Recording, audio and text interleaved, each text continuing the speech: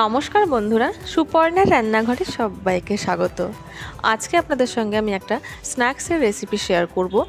বানানো কিন্তু যেমন সহজ, উপকরণও কিন্তু তেমনই কম। চলুন তাহলে দেখে নেওয়া যাক আমার আজকের এই স্ন্যাক্সের রেসিপিটি। তার জন্য লাগছে আলু। আমি এখানে 3টে মাঝারি সাইজের আলু আগে থেকে কিন্তু সেদ্ধ করে খোসাটাকে ছাড়িয়ে রেখেছি। এবার এই আলুগুলোকে খুব ভালো করে মেখে নিতে হবে। আলুটা যেহেতু একটু গরম আছে তার জন্য আমি একটা কাঁটা চামচ দিয়ে করছি, তাছাড়া কিন্তু এটা হাত দিয়েও করা যায়। আলুটাকে এমন করে ভাঙতে হবে যেন আলুর কোনো গোটা এর ভেতরে না থেকে যায়।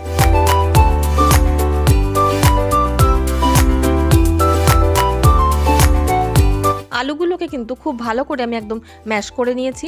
এবার এর মধ্যে দিয়ে দিচ্ছি স্বাদ অনুযায়ী লবণ আর দিয়ে দেবো কর্নফ্লাওয়ার। তবে কর্নফ্লাওয়ারটা কিন্তু যতটা প্রয়োজনটা বুঝেই কিন্তু দিতে হবে।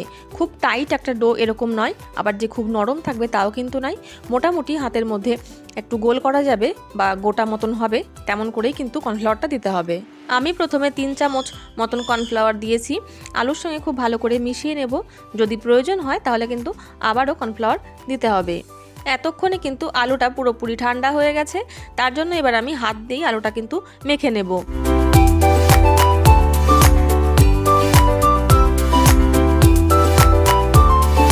আলুটা কিন্তু এখনও যথেষ্ট নরম বা চটচটে হয়ে আছে, তার জন্য আমি আরও 1 চামচ পরিমাণে কর্নফ্লাওয়ার দিয়েছি।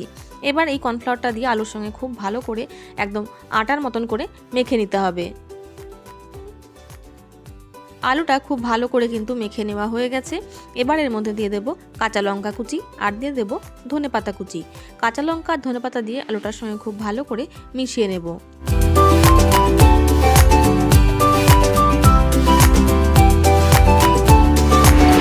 লঙ্কা কুচি আর ধনেপাতা কুচি দিয়েও কিন্তু আলুর সঙ্গে খুব ভালো করে মিশিয়ে নেওয়া হয়ে গেছে। এবার হাতটাকে খুব ভালো করে ধুয়ে পরিষ্কার করে নিতে হবে। তারপরে হাতের মধ্যে সামান্য একটু সাদা তেল আমি এরকম করে লাগিয়ে নিয়েছি, যাতে হাতের মধ্যে আলুটা কোনোভাবে লেগে না যায়। এবার অল্প অল্প করে আলুটা নিয়ে হাতের মধ্যে প্রথমে একটু গোল করে নেব, তারপরে কিন্তু নিচে এইভাবে একটু ঘষে এরকম লম্বা লম্বা করে বানিয়ে নিতে হবে।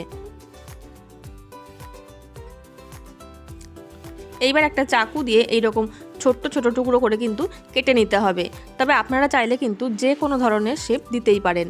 লম্বা এই রোলটা কিন্তু আমি কেটে নিয়েছি একদম এইরকম ছোট ছোট টুকরো টুকরো করে।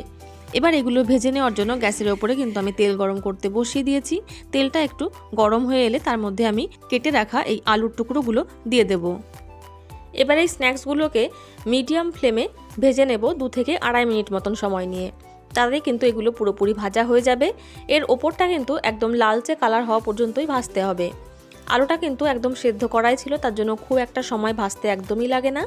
ওপরটা শুধু কালারটা চলে আসলেই হবে। আর এগুলো ভাজার পরে কিন্তু ভীষণই মুচমুচে হয়, আর এগুলো ফুলে কিন্তু অনেকটাই বড় আর গোল গোলও হয়ে যাবে। নাড়াচাড়া করে একদম উল্টে পাল্টে চারিদিক থেকেই কিন্তু এরকম লালচে করে আমি ভেজে নিয়েছি। এগুলো কিন্তু ভাজা হয়ে গেছে। এবার আমি তুলে নেব।